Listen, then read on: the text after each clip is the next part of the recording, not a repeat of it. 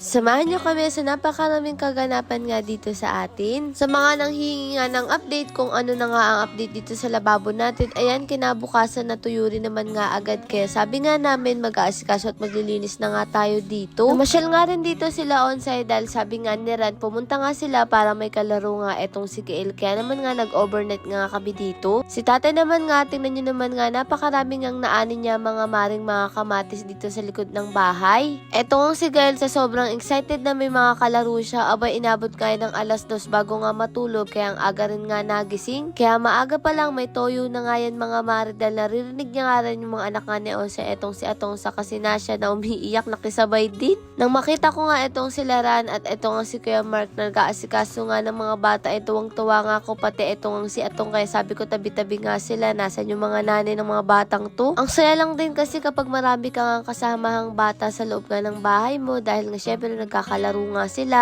Kaya binibiro na nga namin si Kuya Mark, dapat nga ay magkaroon na nga siya ng anak para may kalaro na nga dito si Gael. Dahil ako bala ko 2 taon muna nga si Gael bago nga siya sundan, dahil mahirap nga rin ang buhay. Nagtulungan na nga rin kami dito ni Onsay mga mare maghugas, at eto nga tingnan nyo naman nga yung mga kamatis natin, yung iba nga hinog na nga rin, kaya nakakatuwa dahil hitik na hitik nga sa bunga. Kaya paldong-paldo na naman nga tayo yan mga mare sa bunga nga ng kamatis. Abay kahit ano yatang luto ay pwede nga natin lagyan nga ng kamatis. Tagal ko na nga rin tong na-order at dumating, ngayon nga lang namin nalagyan nga ng tubig. Sabi ko nga mag-swimming nga dito yung mga bata, kaya lang si Gael nga lang ang mahilig sa tubig. Nung makita nga niya yan mga mare, abay yung toyo niya ay naging suka dahil talagang ngiti-ngiti nga siya. Apakahilig kasi ng bata na to mga mare sa tubig. Sakto lang naman nga yung oras, bandang 10:00 na nga ito, kaya hindi naman nga siya lalamigin. Yung tinatawag ko nga, abay ayan, nagpapakit na naman nga. Dahil nagluto nga si Kulot ng noodles, ayan, nagsalo-salo na nga kami dito ng noodles. Si Ose nga gusto nga ang gulay, kaya naman nga ay nang binili nga niya, at eto sabi ko lagyan na nga lang namin ng pritong ang isda. Naligo na muna nga ako mga mare para nga sa ganun ay press ko nga rin sa pakiramdam, dahil nga si Gael nakatulog na nga rin. Sakto naman nga ang pagdating ko ay okay na nga mga mare ang pagpiprito nga ni Onsay, kaya sabi ko paliguan niya na yung mga anak niya at ako na nga magluluto nga dito ng gulay na lulutuin nga niya. Parang bulang lang nga lang to mga mare, tapos alagyan ko nga lang ng bagong. Alam niyo naman nga napakahilig nga nila sa bagong, kaya sabi ko naman nga para mas masarap may ulam namin ngayong araw. Total nga hindi na nga natin kailangan pang bumili ng kamatis, kaya nagpabili na nga lang din ako dito ng itlog maalat, at pinabili ko nga itong si Alvin ng mangga. Abay hinog nga ang binili, dapat ay hilaw. Mas masarap kasi to kung meron nga mga maring mangga, pero ayun nga na nga lang ang nilagay ko para hindi na nga rin bumalik. At pagkatapos naman nga nun ay kumulo na nga itong gulay, inilagay ko na rin yung isda. Napakasimple nga nito sa iba, pero napakasarap nga nito mga mare. Tingnan nyo naman nga, ay talaga naman nga mapaparami na naman nga ng kain ang lahat. Nung okay na nga, sabi ko tawagin na nga sila para sabay-sabay na nga kaming kumain, at napakahangin nga ng mga oras nga na to. Kapag nga mga ganito namin dito nga sila Onse,